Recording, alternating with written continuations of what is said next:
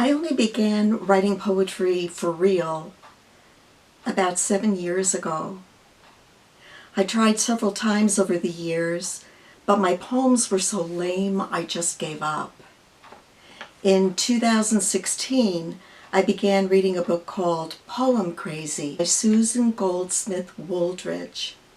I had bought it almost 20 years earlier to give to my oldest daughter, who was enrolled in Bennington College and was writing poetry at the time. But I thought maybe I'd read it before I gave it to her. But I never did. Until after I resigned from teaching. One of the earliest exercises in the book was to go on a walk with a notebook and jot down any idea that came. That exercise gave me 4 poems. One of those I've already recorded for you, Covet Not My Neighbor's Tree. Today I'm going to read 3 others. I live near Phoenix, and the temperature rarely goes below 50 degrees Fahrenheit, even in the winter, though we occasionally get a 30-degree night. January in Arizona by ARHuelsenbeck. You don't need your jacket, he says. I want my jacket, I reply.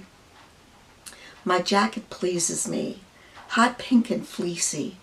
Besides, we had a hard freeze last night, frost on the roof and on the car's windows. The neighbors' citrus trees all wear sheets. I embark on my walk. After a block, my jacket unzips. After 3 blocks, the jacket comes off. How will I carry it so the keys don't tumble out of my pocket? I could turn around and drop it off at home, but then he'd say, I told you so. So I hold it right side up, ever vigilant for the jangling of escaping keys.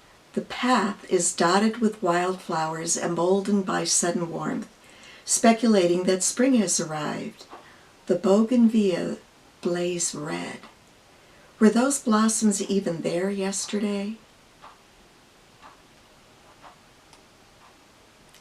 Cyclists in Formation, Glimpsed for a Second by ARHuelsenbeck. In the cross street before me, 4 cyclists pass unannounced. Legs pedaling in sync, shoulders and heads hunched in unison. Colorful bodies complement each other. Helmets gleam in unity, vanishing without a sound.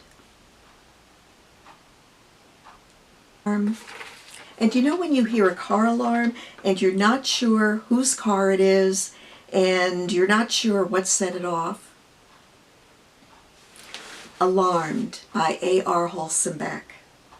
Strident, discordant, pulsating beep. Vigilant, I turn to scan the parked cars behind me. Nothing appears amiss. Then why the raucous alert? A vehicle being violated? A panic button pressed into service? A lost car found? A child's bump during play? A key fob pocket poked? A technical glitch? My inquiries unsatisfied, I turn back and walk on. So really, Poem Crazy was a turning point for me, because working through the exercises convinced me I could actually write poetry.